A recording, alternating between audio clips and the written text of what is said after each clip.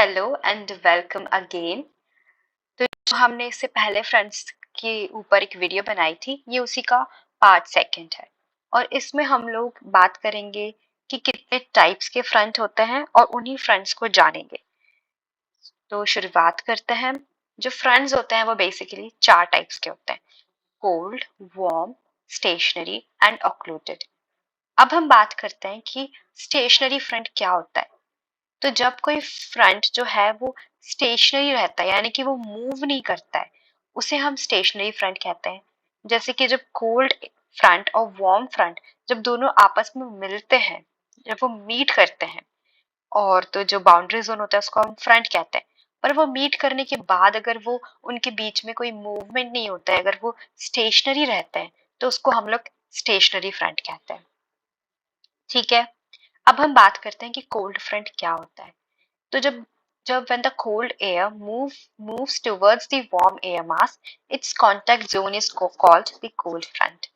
ठीक है। इसका मतलब जब कोई कोल्ड एयर जब कोल्ड एयर मूव करती है towards the warm air mass, तो उसको उनके बीच का जो कांटेक्ट जोन होता है, उनके बीच का जो बाउंड्री जोन होता है, उसको हम लोग कोल्ड फ्रंट कहते हैं। जैसे कि ये जो सेकेंड डायग्राम है, इसमें हम लोग देख सकते हैं कि यहाँ पे जो कोल्ड एयर है वो मूव करिए towards the warm air mass. तो इन दोनों के बीच में ये दोनों आपस में मीट कर रहे हैं, तो ये जो बाउंड्री जोन है इसको हम लोग बोलते हैं कोल्ड फ्रंट। और जो वार्म फ्रंट होता है वो बिल्कुल इसी का उल्टा है। तो इसी को उल्टा करके अगर हम लिख देंगे तो वो वार्म फ्रंट की डेफिनेशन हो जाती है, यानी कि जो वार्म एयर मास जब वो मूव कर रहा है towards the cold air mass, तो वहां पे जो बाउंड्री जोन बन रहा है, वहां उन दोनों के बीच बीच में जो कांटेक्ट जोन की फॉर्मेशन हो रही है, उसको हम लोग बोलते हैं वार्म फ्रंट। ठीक है। इसमें कोई ज्यादा हार्ड एंड फास्ट रूल नहीं है, बहुत ही इजी है, बहुत ही सिंपल है ये। कुछ नहीं करना है, बस जब कोल्ड एयर मास मूव कर रहा है वार्म एयर मास की तरफ, तो वो कोल्ड फ्रंट बन जाता है, उनके बीच का जो कांटेक्ट जोन होता है। जब वार्म एयर मास मूव कर रहा है towards the cold air mass, तो उनके बीच का जो कांटेक्ट जोन होता है वो हमारा वार्म फ्रंट बन जाता है। ठीक है। अब एक जो लास्ट है वो होता है ऑक्लूडेड फ्रंट। अब ऑक्लूडेड फ्रंट क्या होता है? ऑक्लूडेड फ्रंट होता है कि if an air mass occluded front क्या है, हम देख सकते हैं कि if an air mass is fully lifted above the land surface, it is called the occluded front. यानी कि जब कोई एक एयर मास पूरे उसकी पूरा, अगर उसका जो कांटेक्ट है वो लैंड से वो बिल्कुल ही हट जाता है, यानी कि वो लैंड को टच नहीं करता है, वो पूरा ऊपर चला जाता है लैंड सरफेस के, तो उसको हम लोग बोलते हैं ऑक्लूडेड फ्रंट। ठीक है। और बेसिकली हमको पता है कि क्या होता है कि जो वार्म एयर और कोल्ड एयर में से कौन सा ऊपर जाता है।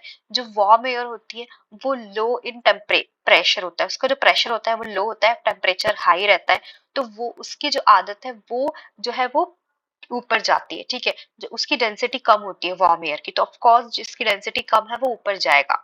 ठीक है। वहीं पर अगर हम कोल्ड एयर की बात करें तो कोल्ड एयर ज्यादा डेंस होती है, उसका प्रेशर ज्यादा रहता है उसके अंदर, तो जो कोल्ड एयर है वो सबसाइड करती है, वो ग्राउंड पर रहती है। और जो कोल्ड एयर है वो उसमें कन्वेक्शन होता है, वो कन्वेक्ट करती है और वो ऊपर जाती है।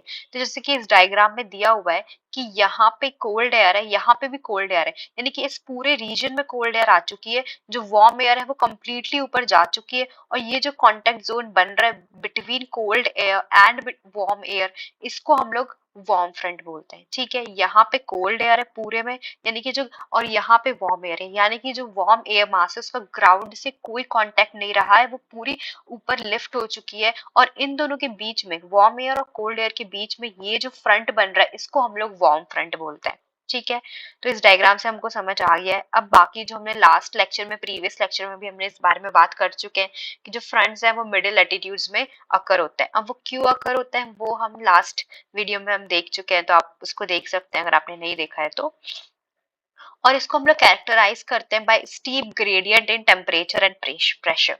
इसका मतलब क्या होता है? इसका मतलब ये है कि प्रेशर और टेम्परेचर में चेंजेस के कारण चेंज होते हैं। ऑफ कोर्स अगर एक वार्म एयर मास मीट कर रहा है, एक कोल्ड एयर मास मीट कर रहा है, तो टेम्परेचर और प्रेशर में तो बदलाव आएगा ही। मैंने बताया आपको कि वार्म एयर मास का जो प्रेशर होता है वो कम होता है, वहीं पे कोल्ड एयर मास का प्रेशर ज्यादा होता है।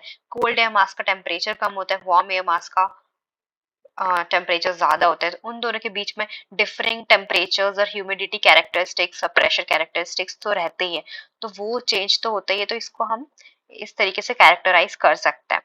ठीक है। अब जब कोल्ड एयर मास और वार्म एयर मास मीट करते हैं तो दे ब्रिंग अब्रप्ट चेंजेस, यानी कि एक सडन चेंज आ जाता है टेम्परेचर में।